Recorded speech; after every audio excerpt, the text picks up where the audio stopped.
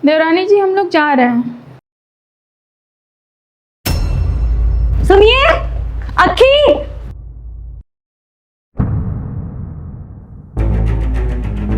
इतने सारे पैसे मेरे बैग में।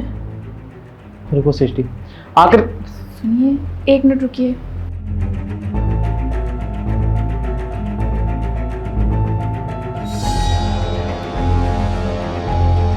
क्या हुआ कृति? ये लो, इन लोग को पाल के रखा है ना तुमने अपने घर पे। 1.5 लाख रुपए की चोरी की है इन लोगों ने। क्या भैया और भाभी चोरी? जी हाँ, आपके भैया और भाभी। बैग चेक करो इनका।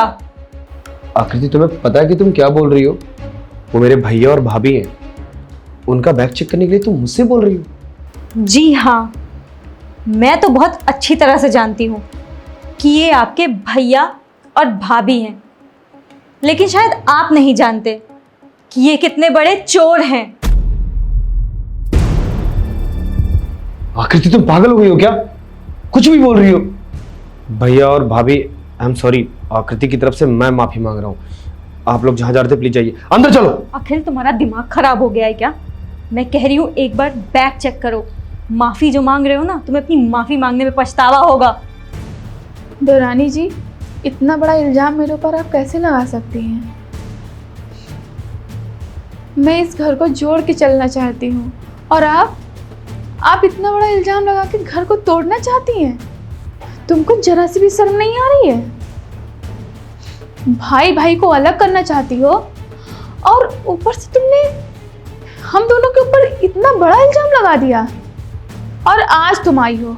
मैं 5 सालों से कैसे घर को जोड़ के चल रही हूँ ये शायद तुमको नहीं पता है, पर मुझे पता है। और तुम दोनों भाइयों के बीच में आग लगा रही हो। कम से कम घर को जोड़ के नहीं चल सकती हो तो तोड़ो तो मत तुम। देवरानी जी, मुझे आपसे ये उम्मीद नहीं थी। मुझे पता था कि आप मुझसे जलती हैं, मुझे ये नहीं पता था कि आप मुझसे इतना जलती हैं। आकृति क्यों ऐसा कर रही हो? भाभी तो सही है, भैया भी सही हैं। मैंने तो आज तक अपने घर से उन्हें कुछ भी चोरी करते हुए नहीं देखा। पिछले 2 सालों में भैया और भाभी दोनों हमारे घर का हाथ ही बटा रहे हैं। रुक जाओ एक सेकंड। क्या कह रही हैं आप? मैं आपसे जलती हूँ? जलने लायक कुछ है भी आपके अंदर जो मैं जलूंगी आपसे? और आप क्या कह रहे हैं कि अखिल बड़े भाई होने का फर्ज निभा रहा है, तो आप लोग मिलके चोरी करेंगे?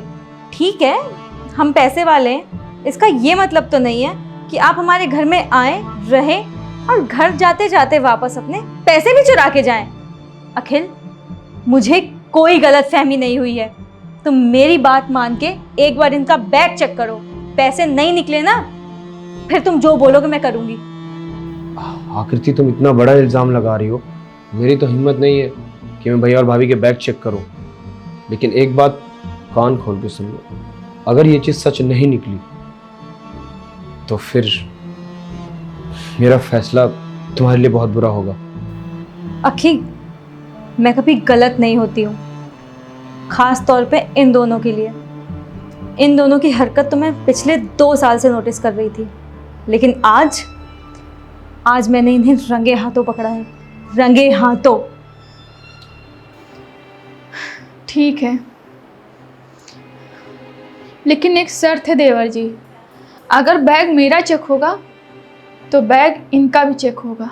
तो मतलब तुम ये कहना चाहती हो कि मेरे आने से घर में चोरियां हो रही हैं, घर में फालतू की नौटंकी हो रही है? अरे तुम दोनों ना मेरे पति को लूट रहे थे। तुम्हें क्या लगता है मुझे कुछ पता ही नहीं होगा? आकृति, अपनी जुबान को लगाम दो। कुछ भी बोल रही हो तुम। अगर भैया और भाभी कह रहे हैं कि तुम्हारा बैग चेक होगा तो क्या प्रॉब्लम है? इस घर में माना कि तुम्हारा घर है, लेकिन अगर उनकी शर्त है तो मंजूर है मुझे ये शर्त। अखिल, ये मुझ पे इल्जाम लगा रही है कि मैं इनसे जलती हूँ। वो तुम पे इल्जाम नहीं लगा रहे हैं, वो तो बस अपनी बात रख रहे हैं। अच्छा, तो तुम्हें लगता है कि मैं इनसे जलती हूँ? ये मुझ पे इल्जाम नहीं लगा रहे हैं। सीरियसली अखिल? आकृति प्लीज चुप हो जाओ और शांति से तुम मान जाओ। भैया और भाभी जो भी कह रहे हैं, भैया और भाभी का बैग चेक करना बहुत बड़ी बात है। लेकिन तुम्हारी जिद पे चेक करवा रहा हूं। और अगर वो जिद करें कि तुम्हारा बैग चेक होगा तो तुम्हारा भी होगा। अब इस पे मुझे बहस नहीं करना है। भैया और भाभी, आई एम सॉरी, मेरे मन में आपके लिए कोई मलाल नहीं है, कोई शिकायत नहीं है, लेकिन अगर आकृति का मन है तो आप लोग एक बार प्लीज बैग चेक करा दीजिए। देखो अखी, तुम मेरे छोटे भाई हो और मैं तुम्हें कभी नहीं मना कर सकता। और रही बात तलाशी देने की, तो मैं तलाशी देने के लिए तैयार हूँ।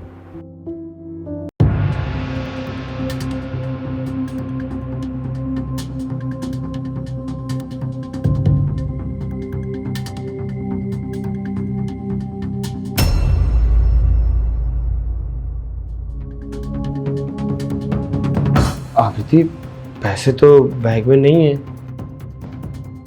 वो वाला बैग चेक करवाओ, उसमें रखे होंगे इन लोगों ने।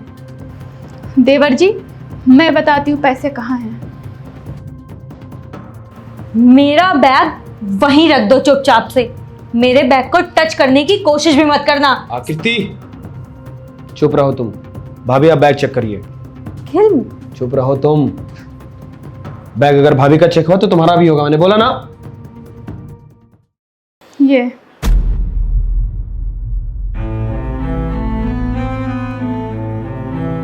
आकृति, ये पैसे तुम्हारे बैग में क्या कर रहे थे? और तुम मेरे भैया भाभी को बदनाम करना चाहती हो? नहीं अखी, ये पैसे मेरे बैग में कैसे आए मुझे बिल्कुल नहीं पता है। अब मुझे तुम्हारा कोई बहाना नहीं सुनना है। मुझे साफ पता चल चुका है आकृति कि तुम मेरे परिवार को तोड़ना चाहती हो।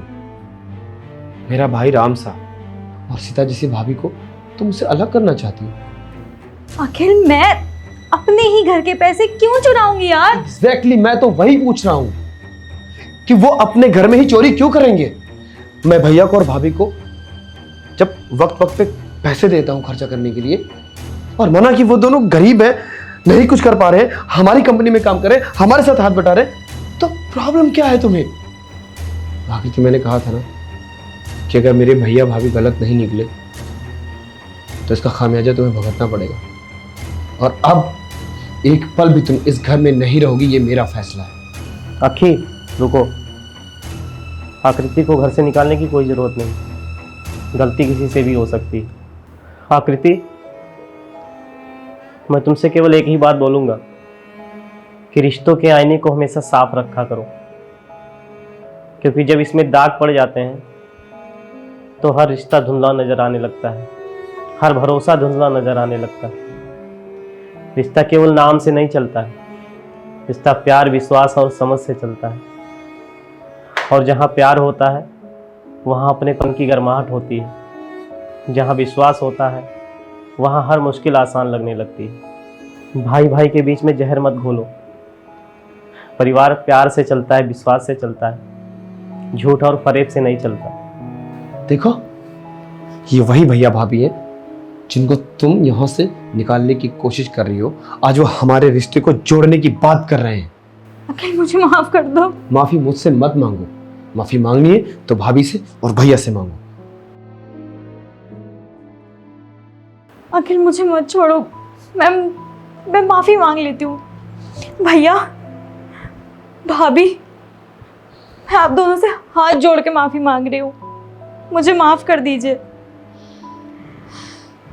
मेरी ही गलती थी। मुझे लगता था कि अखिल सारा समय आप लोगों को देते हैं, आप लोगों को पैसे देते हैं। इस वजह से मेरे मन में पता नहीं क्या क्या ख्याल आ गए। और भाभी मुझे माफ कर दीजिए।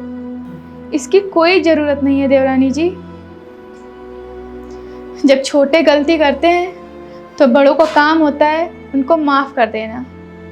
ठीक है भैया, आई एम सॉरी, आपका समय बेकार किया। आप प्लीज जाइए, आप लोग लेट हो रहे होंगे।